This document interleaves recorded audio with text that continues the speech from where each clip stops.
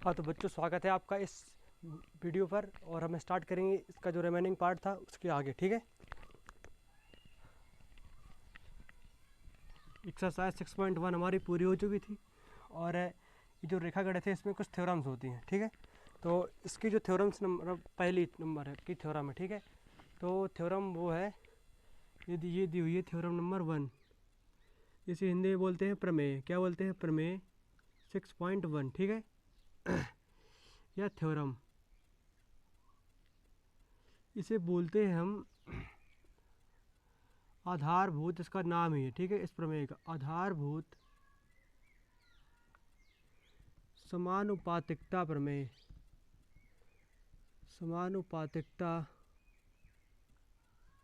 प्रमेय, ठीक है। या फिर इसी का एक दूसरा भी नाम है, इसे बोलते हैं थेल्स प्रमेय। क्या बोलते हैं? थेल्स प्रमेय, ठीक है। ये हो गया। या फिर इसे थेल्स प्रमेय भी बोलते हैं। तो ये देखना है कि आखिर इसमें कौन कौन सी चीज़ें आती हैं, ठीक है।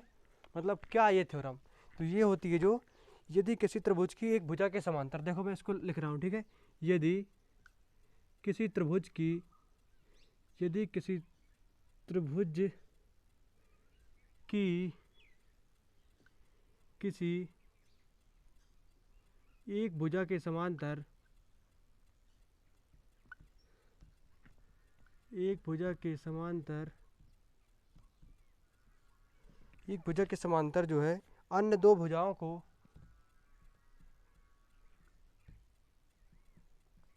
अन्य दो भुजाओं को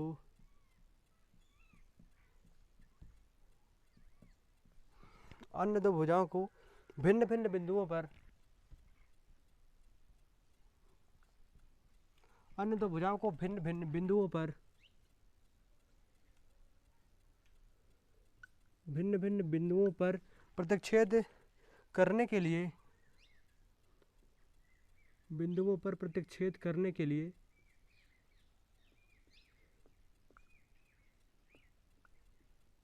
प्रतिच्छेद करने के लिए जो है एक रेखा खींची जाए, एक रेखा खींची जाए, ठीक है। एक रेखा खींची जाए। तो ये अन्य दो भुजाएं, तो ये अन्य दो भुजाएं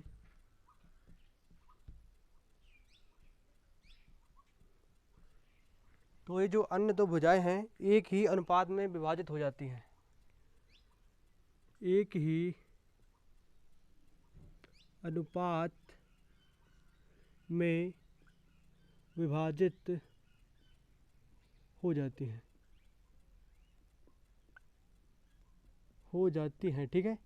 तो इसे हमें, ये जो थ्योरम्स होती है ये हमेशा हमेशा एकदम ट्रुथ होती है, सदा सत्य वाली बात ये कहता है। लेकिन ज़रा इसको प्रूफ करने के लिए हम लोग प्रूफ करते हैं। ये एग्ज़ामों में पूछा जाता है, जो तुम्हारा यूपी बोर्ड का जो एग्ज़ाम होगा मैथमेटिक्स का, उसमें कुछ थ्योरम, दो चार थ्योरम ज़रूर पूछता है वो, ठीक है। तो ये इस तरह दे देगा। अब हमें इसमें क्या दिया हुआ है, क्या सिद्ध करना है, ये सब हमें खुद अपने दिमाग से छाटना होगा। देखो तो पहले यहाँ पर लिखते हैं, फर्स्ट हेडिंग जो होती है वो लिखते हैं दिया हुआ है। क्या इसमें दिया हुआ है, यानी कि इस थ्योरम से हमें क्या पता चलता है कि हमें कौन सी कंडीशंस दी हुई हैं, क्या प्रूफ करना है। देखो दिया क्या है कि एक त्रिभुज है, तो हम ये मान लेता हूँ मैं, देखो एक त्रिभुज है, समझो गौर से, वो है ए बी और सी। बोल रहा है कि किसी ट्रायंगल की किसी एक भुजा के समांतर, एक भुजा मान लेता हूँ बी सी, इसके समांतर अन्य दो भुजाएं हो गई ए बी और ए सी। ये जो इसको जहाँ पर और इसको यहाँ पर प्रतिच्छेद करने के लिए एक रेखा खींची जाइए, कहिए कौन सी? ये इनको प्रतिच्छेद कर रही है ना, इस तरह से रेखा खींचिए, ठीक है। इसको मान लेता हूँ मैं डी पॉइंट, इसे मान लेता हूँ ई पॉइंट, ठीक है। अब समझना गौर से, ये रेखा खींची गई है तो इस पर लिख सकते हैं कि ए त्रिभुज ए बी सी है। ए बी सी का एक ट्रायंगल है जिसकी भुजा बी सी के समांतर, जिसकी भुजा बी सी के समांतर जो है कि एक रेखा डी ई खींची गई है, खींची गई है जो जो त्रिभुज की अन्य दो भुजाओं, जो त्रिभुज की अन्य दो भुजाओं, जो त्रिभुज की अन्य दो भुजाओं ए बी को डी पर तथा ए सी को ई पर प्रतिच्छेद करती है। ये तुम्हें खुद से लिखना होगा, जब तुम प्रैक्टिस करते जाओगे प्रतिच्छेद करती है तो ये तुम्हें अपने आप दिखना स्टार्ट हो जाएगा, ठीक है। तो जब तुम इन क्वेश्चनों की कंटिन्यूसली प्रैक्टिस करोगे तो उसमें क्या दिया हुआ है, क्या प्रूफ करना है, वो तुम्हें ऑटोमेटिक दिखेगा उसमें, ठीक है। तो प्रैक्टिस करते रहना पड़ेगा। फिर हमें क्या होता है कि देखो यहाँ पर लिखते हैं कुछ सिद्ध क्या करना है, हमें कुछ सिद्ध भी करना होता है। इसके 3 पार्ट होते हैं, दिया है, सिद्ध करना है और लास्ट में होती है उपपत्ति। देखो सिद्ध क्या करना है, सिद्ध करना है, यहाँ तक बोल रहा है खींची जाए, तो ये हमें पूरा दिया हुआ है। फिर बोल रहा है ये दो भुजाएं एक ही अनुपात में हो, यानी कि ए डी बटा ए बी, क्या A D upon D B का जो रेशियो हो वो इक्वल हो ए ई बटे ई सी के रेशियो की, ये हमें सिद्ध करना है, ठीक है। वो बोल रहा है कि तो अन्य दो भुजाएं एक ही रेशियो में विभाजित हों, यानी कि इसका और इसका विभाजित होने का जो रेशियो है वो इसकी और इसके विभाजित होने के रेशियो के बराबर हो, ठीक है। और हमें देखो रचना करनी पड़ेगी इस पर। और तुम कहोगे सर ये कैसे पता, ये तुम्हें याद रखना पड़ेगा यार कि किस क्वेश्चन पे क्या करना है। हालांकि ज़्यादा नहीं, लेकिन कुछ ना कुछ चीज़ें याद रखनी पड़ती है, इसीलिए रेखागणित को मानते हैं कि इसको पढ़ते रहना चाहिए, नहीं तो भूल जाती है ये, ठीक है।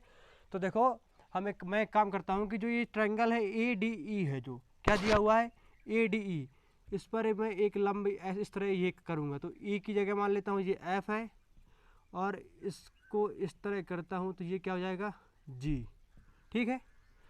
तो क्या मानता हूँ मैं इसको, जो रचना है मैंने यानी कि जो एफ ई जो है, ये जो एफ और ई है, ठीक है, ये किस पर लंब है, this is perpendicular to A D, ठीक है। और जो दूसरी चीज़ है वो क्या होगी, जो डी और जी है, समझना, जो डी जी है that is perpendicular to A ई, ए, ठीक है, जी हो गया। यानी कि एफ ई जो है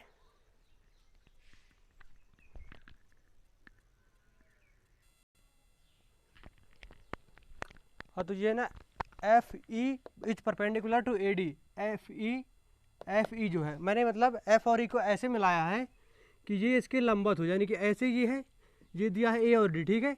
तो मैंने एफ और ई को इस तरह मिला दिया है कि ये मतलब जो है कि ये लंबवत हो जाए।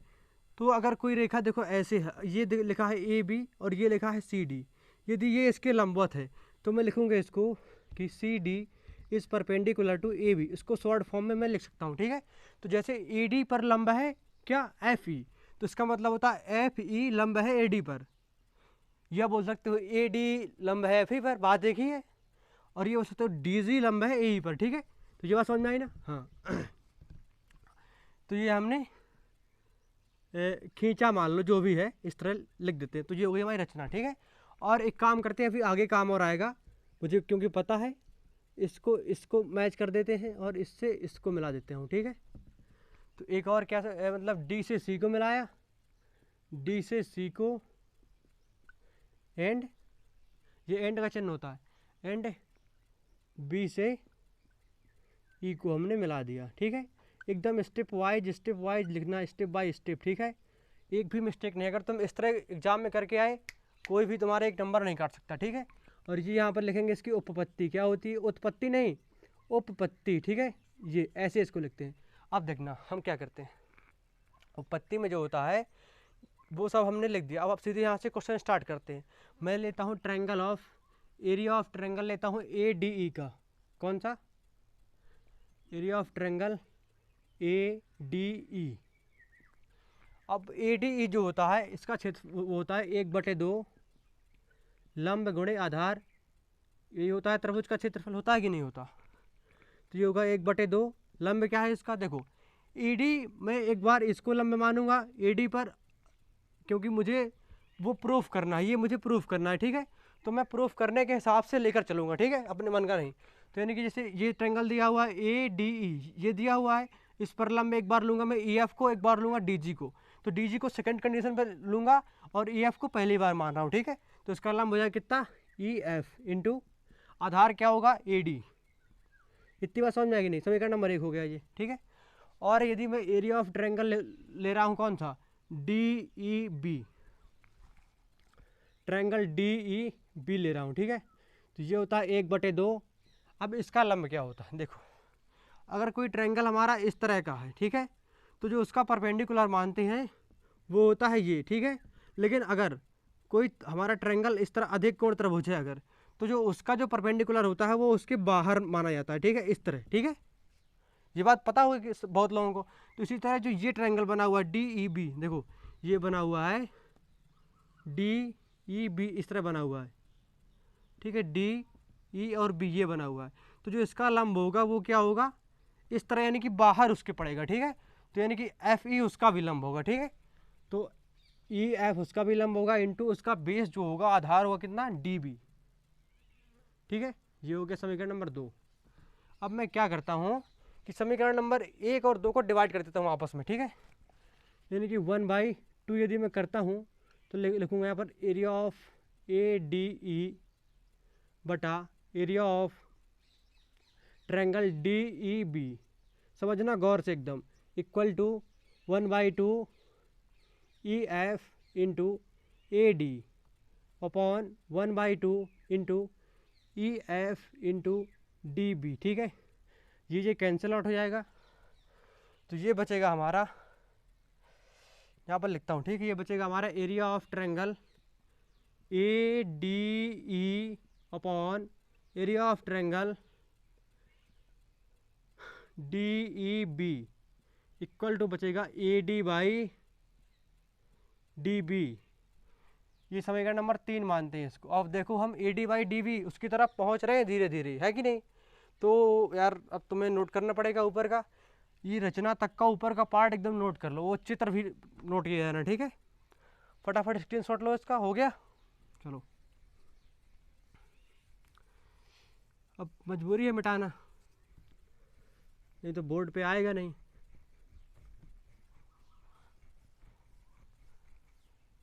तो देखो ये हो गया। देखो अब मैं क्या करता हूँ कि मुझे प्रूफ करना था, यहाँ पर लिख लो तुम, मुझे प्रूफ करना था AD/DB इक्वल टू AE/EC।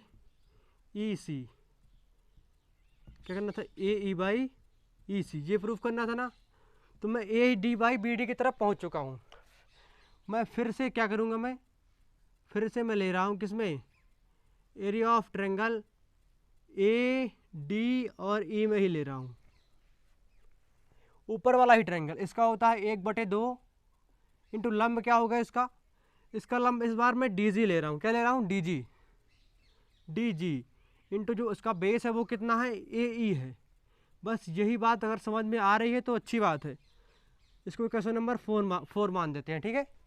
ये जो है एरिया मैंने लिया ADE लिया, उस बार मैंने इसका लंब माना था EF को, क्योंकि मुझे ये वाला पार्ट चाहिए था बेस के लिए, AD चाहिए था, प्रूफ करना था, इसलिए अब इस बार मैं ADE को ही ले रहा हूँ और उसमें से लंब मान रहा हूँ किसको, DG को, क्योंकि मुझे बेस में AE चाहिए, ठीक है। तो ये हो गया। और फिर मैं एक ले रहा हूँ एरिया ऑफ, अब इसको ले लूँगा DEC को, ट्रायंगल DEC, इसका होगा 1/2 इंटू इसका लंब क्या होगा, इसका भी लंब जैसे ये है, इसका लंब उसके बाहर पड़ेगा क्योंकि ये कुछ इस टाइप का बना हुआ है, तो जो इसका लंब होगा उसके बाहर पड़ेगा, ठीक है। तो वो क्या होगा इसका DG इंटू इसका बेस क्या होगा, आधार होगा EC, ठीक है। अब ये होगा 5। अब मैं इसको डिवाइड करता हूँ सीधे फटाफट, यहीं पर मैं डिवाइड किया जा रहा हूँ, ठीक है। तो इससे ये कैंसिल आउट हो गया, इससे ये कैंसिल आउट हो गया। ये बचा हमारा area of triangle ADE upon area of triangle DEC equal to A E by E C. Question number 6। अब अगर तुम्हें ये और ये अगर दिख रहे हो ना तो कहो तो इसको भी मैं साफ कर दूं। इसको मैं यहाँ पर लिख दे रहा हूँ, ठीक है। ये जो है हमारा area of triangle A D E upon area of triangle D E B, वो डी ई सी है। ये आ गया हमारा A D by D B.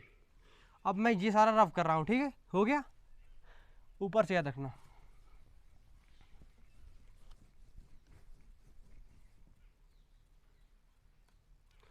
तो ये जो है ये हमारा समीकरण नंबर कौन सा था, 3 था, पिछला लिख दिया इसको, ठीक है। अब तुम देख रहे हो कि जो ए डी है, ए डी ई है, वो ए डी ई के इक्वल है, लेकिन D E C does not equal to D E B, अभी नहीं इक्वल है, हमें उसको प्रूफ करना होगा। तो क्या है, यहाँ पर एक चीज़ मैं लिख रहा हूँ, ठीक है। जो ट्रायंगल है वो D E C and triangle D E B, दो समांतर रेखाओं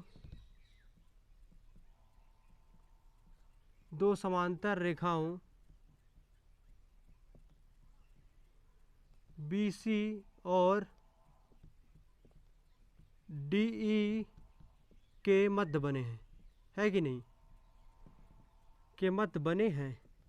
अब ये बात तुम ही लोग बताओ यार, ये जो ट्रायंगल है डी ई बी है और जो डी ई सी है, तो both triangle are made between two parallel lines D C and D E, ठीक है, बने हैं। और क्या है कि एक ही आधार दोनों का क्या है, सेम ही है। तो जो इसका एक ही आधार है, क्या है, एक ही आधार डी ई पर बने हैं, डी ई पर बने हैं। इसलिए क्या, ये इसलिए का चिन्ह था, इसलिए area of triangle D E C is equal to area of triangle D E B, ये होता है। यानी कि एक थ्योरम होती है जो क्लास 9th में थी, वो होती है कि दो समांतर रेखाओं और एक ही आधार पर बने दो त्रिभुज क्षेत्रफल में बराबर होते हैं, ठीक है। तो वो थ्योरम अगर तुम लोग चाहो ना तो मैं लिख देता हूँ, ठीक है। एक थ्योरम होती है, ये होता है कि दो समांतर रेखाओं, इसको भी तुम लोग एकदम नोट कर लेना, ठीक है। दो समांतर रेखाओं और एक ही, दो समांतर रेखाओं के मध्य लिख लो, ठीक है। दो समांतर रेखाओं के मध्य और एक ही आधार पर बने त्रिभुज जो हैं, बने त्रिभुज क्षेत्रफल में बराबर होते हैं। ये एकदम यूनिवर्सल ट्रुथ की तरह एक थ्योरम है, ठीक है, क्षेत्रफल में। अब ये कैसे होते हैं इसको भी प्रूफ किया जाता है, ठीक है, लेकिन ये क्लास 9th का पार्ट है। तो इसको 10th पे मिक्स, जितना आवश्यकता थी उतना मिक्स कर दिया, और ज़्यादा कर देंगे तो गड़बड़ हो जाएगा, ठीक है। तो देखो ये जो इक्वेशन नंबर 3 में जो ही देख लेते हैं, एरिया ऑफ जो ट्रायंगल ए डी ई है अपॉन एरिया ऑफ ट्रायंगल जो है डी ई बी। देखो जो ये है डी ई बी है, D E B is equal to किसके, डी ई सी के। तो इसको मैं लिख सकता हूँ D E C equal to A D by D B. Question number इसको मान लेते हैं 7। तो यदि हम इक्वेशन नंबर 6 और इक्वेशन नंबर 7 से तुलना करें तो दोनों के बाएं पक्ष क्या है, इक्वल हैं, तो दाएं पक्ष बराबर होते हैं। अतः इक्वेशन नंबर 6 है, 6 और 7 से तुलना करने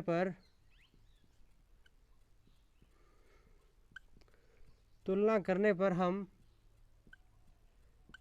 यह पाते हैं कि तुम्हें एग्ज़ाम में एकदम 2 कॉपी ऐसे ही लिख के आना है, एक नंबर नहीं कटेगा। ये होगा A E by E C is equal to A D by D B. जो हमें प्रूफ करना था ये हो गया हेंस प्रूव्ड।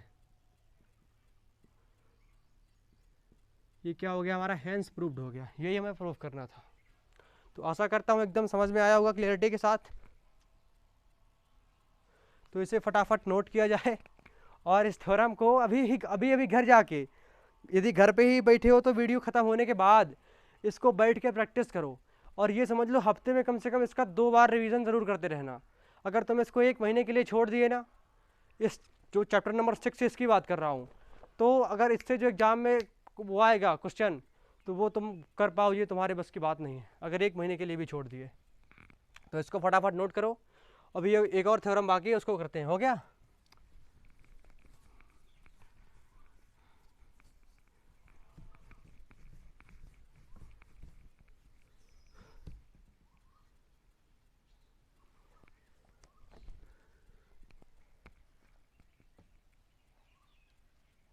और जो दूसरी थ्योरम है उसको देखते हैं, बिल्कुल पढ़ेंगे उसको। इसका कोई दूसरा नाम नहीं है, इसको एनसीईआरटी में केवल प्रमेय नंबर 6.2 ही दिया गया है। ठीक है, तुमसे एग्जाम में ये नहीं पूछेगा कि प्रमेय नंबर 6.2 को सिद्ध कीजिए, वो तुम्हें सीधे स्टेटमेंट दे देगा। अब तुम ये तुम सोचो कि कौन से चैप्टर का है, कौन सा पार्ट है, उसकी आवश्यकता ही नहीं है तुम्हें। केवल पढ़ो, उसमें क्या दिया हुआ है उसे समझो, और क्या सिद्ध करना है उसे करो और फटाफट प्रूफ कर दो। अगर हमारे साथ बने रहते हो, इसी तरह डेली पढ़ते रहते हो, तो तुम्हारा मैथ में से 100/100 आएगा, इसकी हम गारंटी लेते हैं। अगर डेली पढ़ते हो तो कंटिन्यूसली, ऐसा नहीं कि बाद में दो समय दो। देखो जो 6.2 है वो बोल रहा है कि यदि एक रेखा, इसको पहले नोट डाउन कर लेते हैं। ठीक है, यदि एक रेखा, क्योंकि प्रमेय बिना लिखे समझ में नहीं आएगी। यदि एक रेखा किसी त्रिभुज की यदि एक रेखा किसी त्रिभुज की क्या करती है, 2 भुजाओं, किसी त्रिभुज की 2 भुजाओं को, यदि एक रेखा किसी त्रिभुज की 2 भुजाओं को एक ही अनुपात में विभाजित करे, 2 भुजाओं को एक ही अनुपात में विभाजित करे, एक ही अनुपात में विभाजित करे, तो वह जो है क्या है कि तो वह तीसरी भुजा के समांतर होती है, तो वह तीसरी भुजा के समांतर होती है।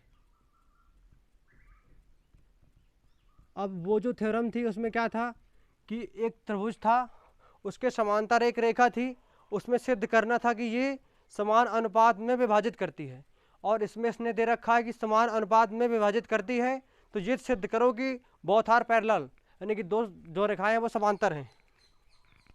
तो देखो पहले इसमें एक त्रिभुज बनाओ समझने के लिए। ये हो गया हमारा त्रिभुज, क्या बोल रहा है कि समान अनुपात में विभाजित करती है। मान लो ये त्रिभुज जो है ए, समझो गौर से, ये है ए, ये बी और ये क्या है सी। ठीक है, तो यहाँ पर पहले हम लिखते हैं क्या हमें दिया है, वो तुम्हें मतलब प्रमेय को देख करके समझना पड़ेगा कि क्या दिया है।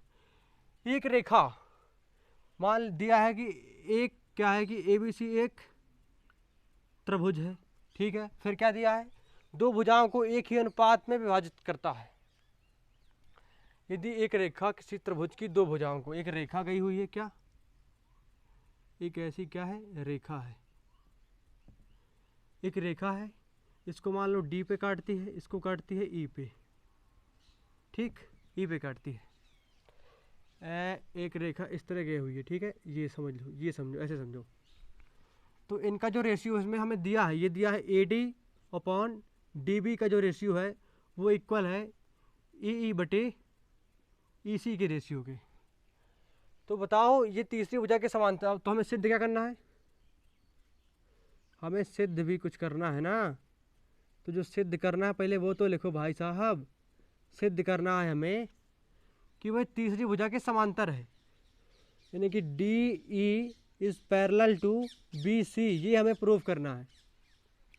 हमें इसमें कुछ रचना करनी पड़ेगी। क्या करनी पड़ेगी? रचना। रचना लगभग काफ़ी क्वेश्चनों में करनी पड़ती है। रचना जो है, अब बताओ हमें ये सिद्ध करना है कि डी समांतर बी सी की है। तो ये मान लेते हैं, क्या करता हूँ कि मैं डी से होती हुई एक दूसरी रेखा खींच देता हूँ, वो जो यहाँ पर कहाँ पर मिलती है, इसको ई डैश पर मिलती है। कहाँ पर मिलती है? ई डैश पर। डी से हम ई डैश को क्या करते हैं? मिलाते हैं। ठीक है, बस इतना लिख दो। डी से किसको मिला दिया हमने? ई डैश को। मिलाते हैं जो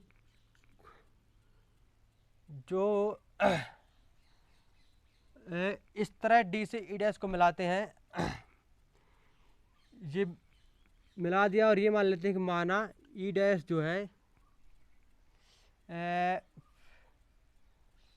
डी और ई डैश जो है बी सी के समांतर है। इस तरह वो करते हैं। ठीक है, बी सी के क्या है? समांतर है। यानी कि डी, देखो हम ये मान लेते हैं कि जो डी ई है वो समांतर नहीं है बी सी की, वो हमें सिद्ध करना है। तो मैंने एक ऊपर पॉइंट ई डैश ले लिया, तो वो ये मान लेते हैं कि जो डी डैश है वो बी सी के समांतर है। तो उपपत्ति जो हमारी क्या कहती है? ये उपपत्ति कहती है कि अगर हमारा, देखो जो ये हमारा डी ई डैश है ये पैरेलल है बी सी के, तो हमारी एक थ्योरम थी 6.1, वो बोल रही थी कि अगर किसी ट्रायंगल के किसी एक भुजा के समांतर कोई दूसरी भुजा है और उसको प्रतिच्छेद कर रही है तो उसकी भुजाएं समान अनुपात में होती हैं। ठीक है, तो इसका मतलब ये है, जो हमारी प्रमेय नंबर 6.1 से हम करेंगे, प्रमेय 6.1 के थ्रू करते हैं हम। किसके थ्रू? 6.1 से करते हैं। ठीक है, वो क्या है? वो बोल रही है कि अगर ये पैरेलल है, यानी कि A D is parallel to, नहीं ए डी डैश, नहीं D E dash is parallel to B C, तो देन ये हो जाएगा हमारा A D by D B का जो रेशियो होगा that is equal to A E dash upon E dash C. अगर हमारी डी ई जो डबल एस नहीं डैश है केवल, अगर हमारी जो ई डी ई डैश है, डी डैश बी सी के समांतर है, समझो तो ये डॉट वाली रेखा है जो इसके हालांकि समांतर दिख नहीं रही लेकिन समांतर है, हमने ऐसा माना है। ठीक है, चित्र में थोड़ी फिगर आउट नहीं हो पाया। ठीक है, तो ये अगर इसके समांतर है, ठीक है, अगर ये इसके समांतर है तो जो थ्योरम 6.1 कहती है कि अगर पैरेलल है तो जो उनका रेशियो होता है ना भुजाओं का, यानी कि जहाँ पर काटती है A D upon D B equal का जो रेशियो होता है वो इक्वल होगा A E dash equal to E dash C. ठीक है, तो इसको मान लेते हैं इक्वेशन नंबर 1। बट क्या, लेकिन हमें कुछ दिया हुआ है। क्या दिया हुआ है? लेकिन हमें ये दिया हुआ है कि A D upon D B is equal to A E upon E C, ये दिया हुआ है, यानी कि ये दोनों बराबर दिए हुए हैं। क्या दिए हुए हैं? तो समीकरण नंबर 1 और 2 से हमें ये मिल पा रहा है, 2 से ये मिल रहा है कि A E dash upon E dash C is equal to A E upon E C, ये हमें मिल पा रहा है। अब तुम सोचो यार कि A dash E upon E dash C, ये अपॉन ये बराबर है ये अपॉन ये, ऐसा तभी हो सकता है जब ई और ई डैश परस्पर एक दूसरे के ऊपर ही हो। लिखो यहां पर, ऐसा तभी संभव है, तभी संभव है जब ई तथा ई डैश एक ही बिंदु पर हो। क्या हो? एक ही बिंदु पर हो। ठीक है, एक ही बिंदु में, यानी कि ई जो बराबर हो हमारा ई डैश, यानी कि ई और ई डैश में कोई फर्क ना हो। तो क्या लिख सकते हैं? तो जब ई और ई डैश में कोई फर्क नहीं रह गया तो इसका मतलब क्या हुआ कि डी ई अतः इसका मतलब है ये हमारा कि जो डी ई है वो समांतर है किसके? एक मिनट। तो जैसे ये लिखा है ना, ये तभी संभव है जब ई और ई डैश एक ही बिंदु पर हो, ठीक है। और जब ई और ई डैश एक ही बिंदु पर होंगे तो तब अतः हम ये लिख सकते हैं, क्या लिख सकते हैं हम, यदि ई और ई डैश एक ही बिंदु पर हो तो हम ये लिख सकते हैं कि जो डी ई है वो पैरेलल है बी सी के। बात समझ में कितने लोगों को आ गई? क्योंकि ई और ई dash point does not different, it is same, मतलब मेन पॉइंट एक ही बिंदु पर हैं ये दोनों। तो अगर एक ही बिंदु पर होते हैं ना तो इनका और इनका रेशियो और इनका जब इनका दोनों का रेशियो इक्वल है तो मतलब एक ही पॉइंट पर है। अगर एक ही पॉइंट पर है तो एक दूसरे के पैरेलल है। यहाँ पर देखो हमें 6.1 यूज करनी पड़ी ना, इसलिए कहते हैं थ्योरम सीखो पहले। हो गया। अब तुम ये बात याद रखना कि अगर दो रेखाएं पैरेलल होती हैं तो उनका जो रेशियो वो बराबर होता है, और यदि रेशियो बराबर है तो वो पैरेलल होती हैं। अगर तुम्हें ये दो थ्योरम्स क्लियर नहीं हुई ना, सुन लो इसके डिसएडवांटेज क्या है। अगर तुम्हें ये दो थ्योरम्स क्लियर नहीं हुई ना तो तुम 6.2 की तरफ देखना भी मत, वो तुमसे नहीं होने वाला। और यदि तुमने ये दोनों कवर कर ली, अच्छे से एकदम रट लिया दोनों थ्योरम, तो तुम्हें 6.2 सॉल्व करने से कोई रोक नहीं सकता। देखो हो गया।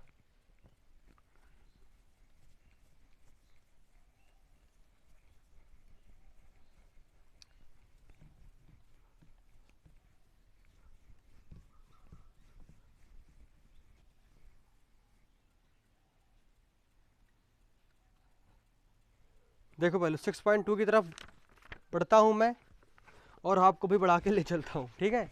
चलो, जो 6.2 है एक्सरसाइज 6.2 जो है वो क्या बोल रहा है, जो पहला क्वेश्चन है इसका, इसमें देखो हमें एक फिगर दिया हुआ है। पहला जो फिगर है ऐसा कुछ दिया हुआ है, चित्र की बात कर रहा हूँ, ठीक है। ये दिया हुआ है ए, सी और बी, और ये एक लाइन दी हुई है ऐसी, ठीक है। तो ये जो है जी 1 सेंटीमीटर है। कितना है? 1 सेंटीमीटर ए से ई पॉइंट तक। This is point E and this is point D, ठीक है। और दिस इज फिगर नंबर 1। ये कितना दिया हुआ है? 3 सेंटीमीटर। ओके, ये दिया हुआ है 1.5 सेंटीमीटर। हमें ये फाइंड करना है, इसको मान लेता हूँ मैं x सेंटीमीटर। कितना मान लेता हूँ मैं? x centimetre. अब यार देखो हमें क्वेश्चन पे ये दे रखा है उसने कि D E is parallel to B सी।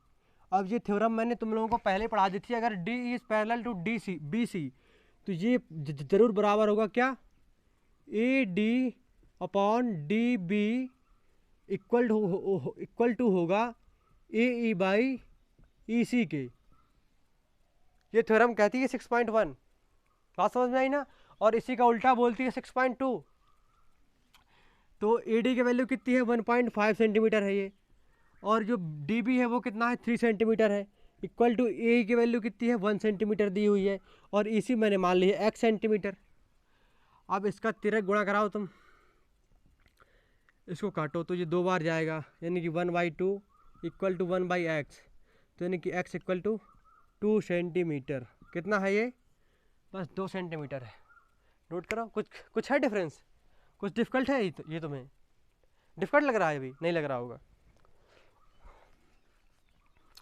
और देखो जो फिगर नंबर दूसरा है वो कुछ ऐसे ड्रॉ किया गया है, समझना गौर से। हालांकि उतना स्ट्रेट नहीं खींच पा रहा हूँ, लेकिन जैसा भी है एकदम करेक्ट है। ऐसा कुछ दिया हुआ है, ठीक है। This is point A, this is point B, this is C. ये है 7.2 centimetre, this is D and this is E. ये जो ऊपर का ये दिया हुआ है 1.8 सेंटीमीटर, नीचे का दिया हुआ है 5.4 सेंटीमीटर, और ए डी को मान लेता हूँ मैं x सेंटीमीटर। तो जो मैं x मान रहा हूँ, बस जैसे सी की वैल्यू पूछ रहा ना फर्स्ट वाले में, तो सी की वैल्यू ये हो गई। बात वही है जिसको मैं x मान रहा हूँ, ठीक है। तो इसमें भी दिया हुआ है हमें कि D E is parallel to B C. 6.1 से हम जान चुके हैं कि अगर D is parallel to B C, यानी कि if D E is parallel to B C, then we know A D by D B that is equal to A E by E C. Okay, तो A D की value कितनी है x, और D B कितना है 7.2 centimetre, equal to ई कितना है ई कितना है वो है 1.8, और ई सी कितना है 5.4। अब तुम कहोगे सर सेंटीमीटर क्यों छोड़ दिया, लिख दो सेंटीमीटर।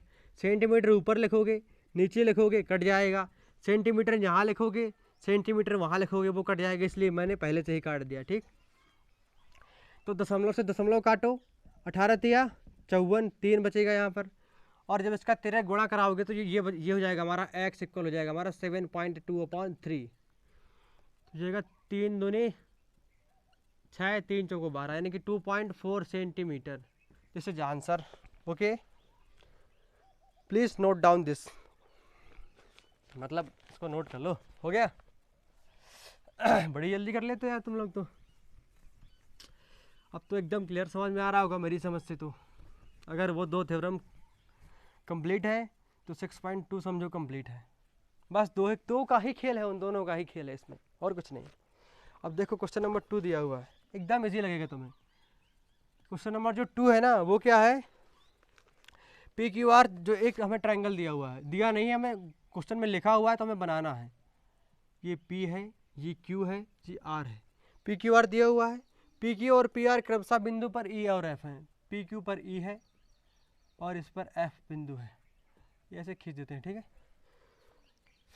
तो प्रत्येक की स्थिति में वो बताना है। तो निम्नलिखित में से प्रत्येक की स्थिति के लिए बतलाइए कि क्या, ये बताना है कि क्या E F is parallel to Q R है या नहीं, है या नहीं। तो कब होगा, ये दिया है ना, तो इसे लिख देंगे फटाफट, P E upon E Q equal to P F upon F are.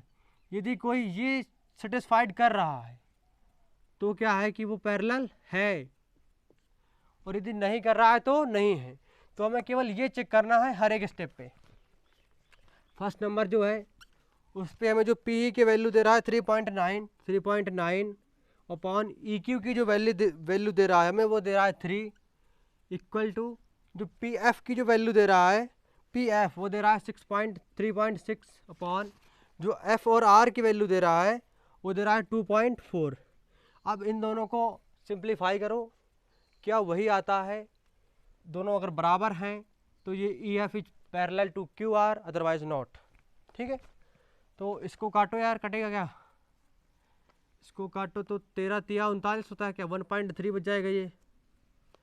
इसको काटो 4 6 24, 4 9 36, और 3 दूनी 6, 3 तरकारी 9, 1.3 इक्वल बचेगा 3/2।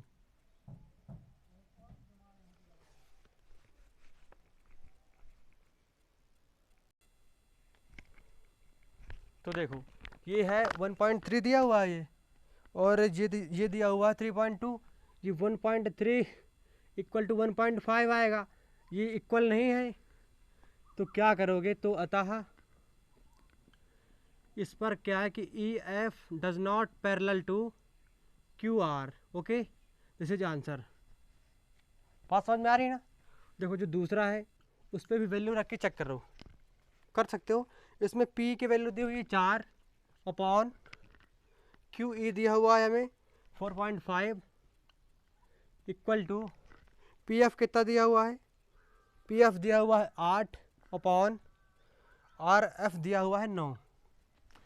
इसको काटो, कितना आएगा इसका, इसमें 0 बढ़ जाएगा, ये बचेगा हमारा 40/45 इक्वल टू 8/9, तो 5/40 5/45, जी 8/9 इक्वल हो रहा है इसमें 8/9 के। ठीक है, ये इक्वल हो रहा है, तो यहाँ पर लिख दो अतः क्या E F is parallel to Q R. Okay, अब देखते हैं तीसरा इसी का जो है। तीसरा बोल रहा है पी क्यू इक्वल टू, इस पे उसने पूरा पी क्यू दे रखा है, क्या दिया है उसने, पी क्यू दिया है उसने 1.28 सेंटीमीटर। फिर क्या दिया है उसने, पी क्यू फिर इस पर पी आर होना चाहिए, P Q upon P are होना चाहिए, ठीक है। तो पी आर दिया है इसका 2.56 सेंटीमीटर। फिर दिया है इसने पीई, पीई जो दिया है वो दिया है 0.18 और दिया है पीएफ, ये दिया है हमें 0.36। तो इस पे ऐसा ट्राई कर लो, क्या करो, P Q upon P R कर लो equal to P E upon P F कर लो, ऐसा भी कर सकते हैं। इसका अपॉन इसका, इसका अपॉन इसका, बात एक ही है, ठीक है। तो इस पे जब ट्राई करते हैं तो पी क्यू की वैल्यू दी हुई है 1.28 अपॉन पी आर की वैल्यू दी हुई है 2.56 इक्वल टू पी ई की वैल्यू दी हुई है 0.18 एंड पी एफ जो है वो दिया है 0.36। तो इसको काटोगे तो ये मिलेगा हमें 2, इसको काटेंगे तो ये मिलेगा 2, ये मिलेगा 1/2 इक्वल टू 1/2। तो इस पे लिख सकते हैं हम, अतः जो हमारा ई और E F is parallel to Q R है। ओके, तो फटाफट नोट करो इसे, फिर बढ़ते हैं क्वेश्चन नंबर 3 की तरफ। हो गया ये? अब समझने में कोई दिक्कत हो रही है? नहीं हो रही होगी। अगर एक सर वो जो थ्योरम 6.1 है और 6.2 अगर उनको डीपली समझ लिए, उनका अर्थ समझ लिया आखिर क्या है अर्थ, तो तुम्हें ये कभी नहीं भूलेगा यार। और ये बात ज़रूर है कि एक महीने में कम से कम, वो एक हफ्ते में कम से कम 2 बार रिवाइज़ कर लिया करो इसका। अगर एक महीने के लिए छोड़ दिए तो फिर ये तुम्हें छोड़ देगा, ठीक है। ये दिया हुआ है हमें, एक फिगर आउट दिया हुआ है 6 पॉइंट है, ये दिया हुआ है, एक चित्र दिया हुआ है, ये ऐसा समझो इसको। ये चित्र जो है कुछ बातें बता रहा है, ये ऐसा कुछ दिया हुआ है, ठीक, लाइक अ काइट। ओके, ये दिया हुआ है ए, ये दिया हुआ है सी, ये है बी, और देखो ऐसा कुछ है कि ऐसा और ऐसा दिया हुआ है, ठीक है। ये दिया हुआ एम, ये एन और ये एल पॉइंट है।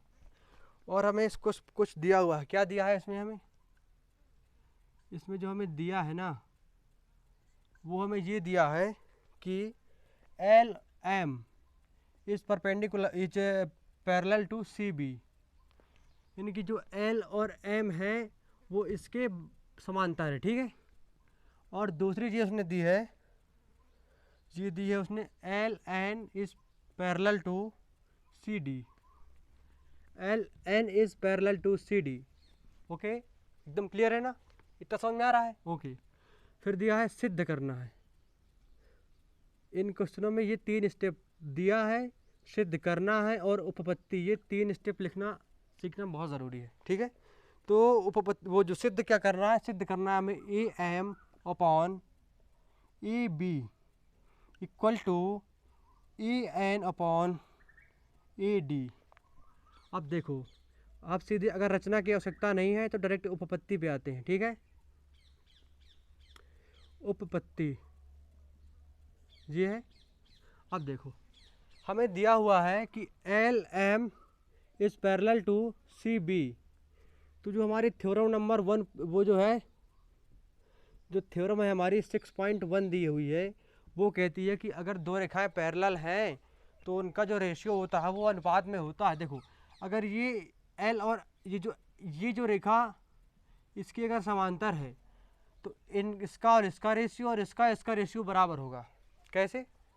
ये होगा हमारा A M upon M B. समझो, ये जो रेखा ये इसके पैरेलल है तो A M upon M B that is equal to A L upon L C, A L upon L C. समीकरण नंबर 1 मान लेते हैं। ये थ्योरम का यूज़ किया गया 6.1 का, और 6.1 क्या होती है वो तुम समझते हो। अगर दो रेखाएं पैरेलल हैं तो उनकी जो भुजाओं का रेशियो होता है वो इक्वल होता है। ओके, अब सेकंड वो दिया हुआ है हमें L N is parallel to C D. अब एल एन ये जीप इसकी वो है तो इसका और इसका रेशियो बराबर होगा इसकी और इसके रेशियो के, ठीक है।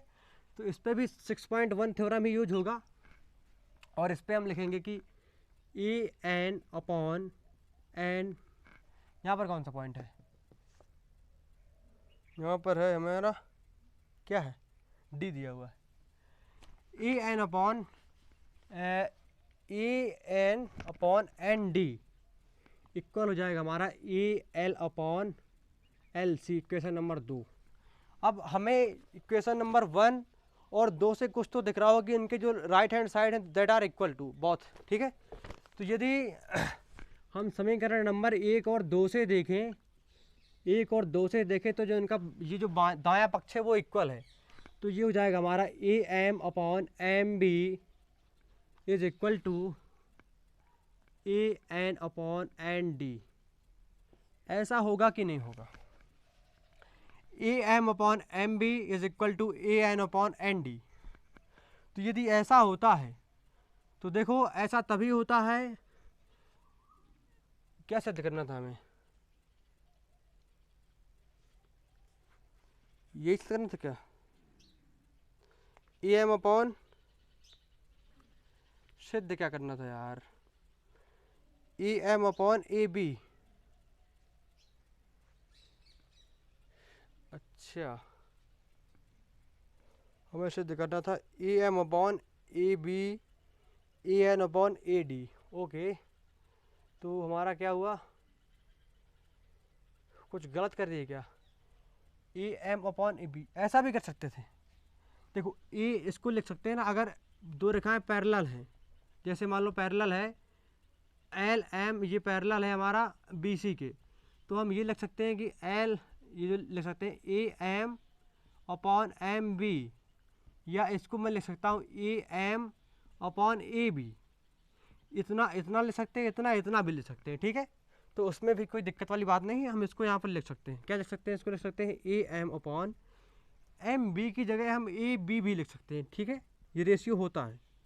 और ए एन की जगह लिख सकते हैं, जो ए एन डी है ना, इसकी जगह एन डी की, या फिर इसको इसको इस तरह में तोड़ दो, या फिर देखो दोनों चेंज हो रहा है ना, इसका पूरा हो रहा है तो इसका पूरा होगा, तो ए डी लिख सकते हो।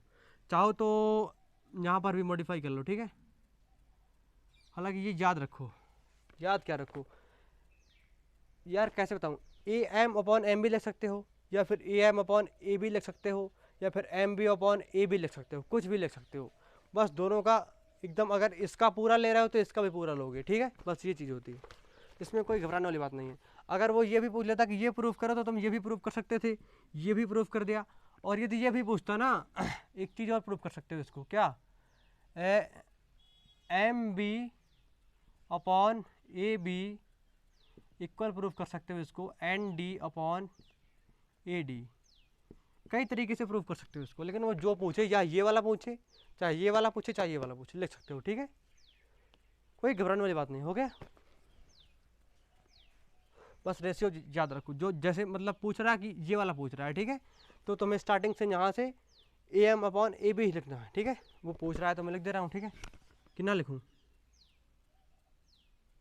नहीं लिखता हूँ, लेकिन यहाँ पर ठीक कर दिया, ठीक है। बात समझ में आ गई ना? कोई बात नहीं, नोट हो गया।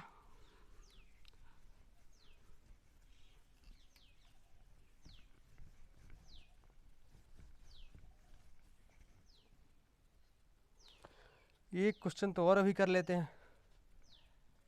चौथा क्वेश्चन है, ये हमें एक आकृति दी हुई है,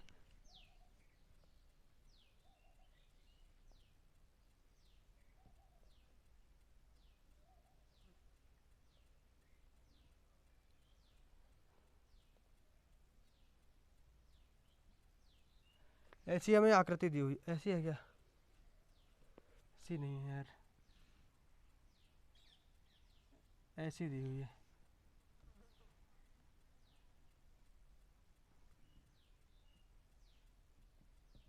कैसी है यार? आकृति नहीं बन रही,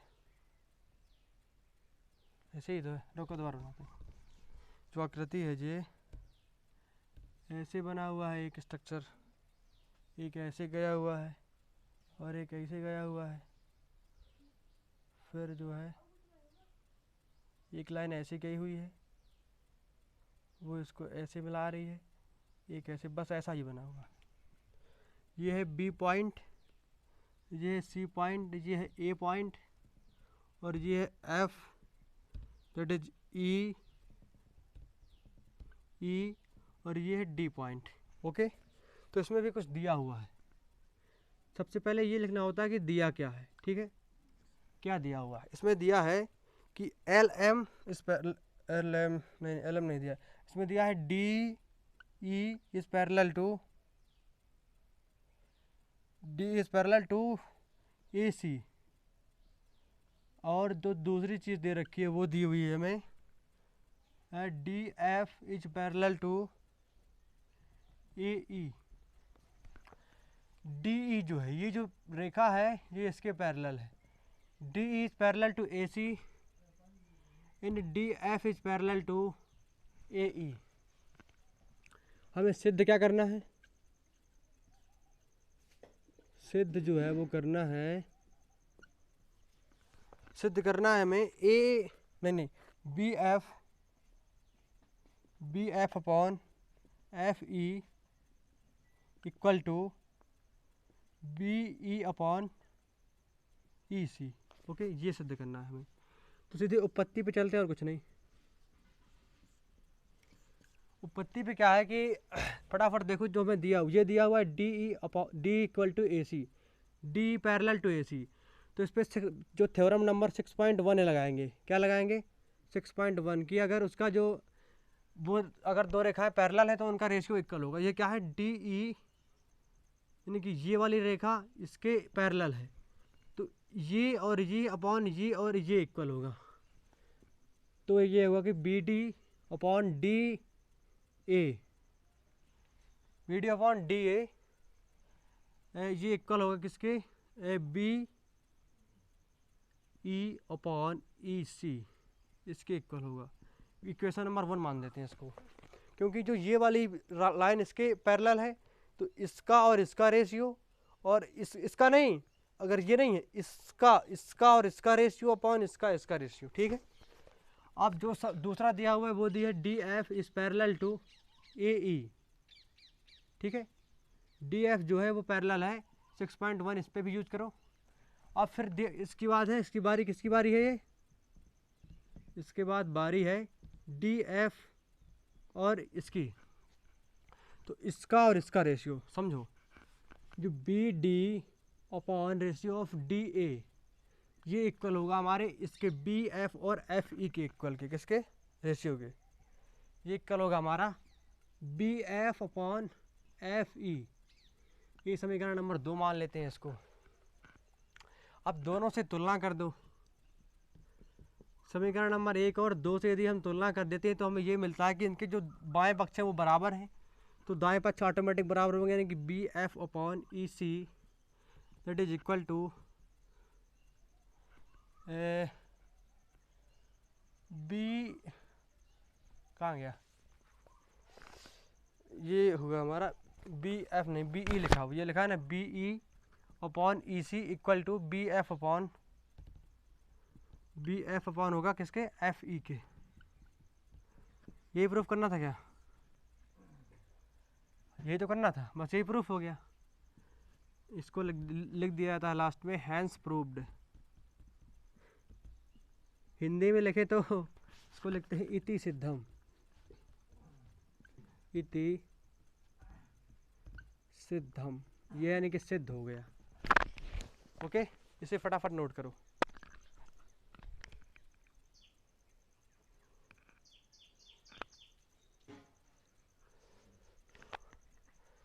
तो इस लेक्चर को अब यहीं पर ख़त्म करते हैं, और अगले लेक्चर पे जो है क्वेश्चन नंबर कहाँ से 5 से देखेंगे, ठीक है। 5 के बाद सारे ख़त्म कर देंगे, ठीक है। अगले लेक्चर पे ये 6.2 आपका ख़त्म हो जाएगा, और फिर उसके बाद 6.3 स्टार्ट करेंगे। तो फिर बने रहिए हमारे प्यारे से यूट्यूब चैनल सत्यम पटेल पर। तो फिर मिलते हैं अगले लेक्चर पे, ठीक है।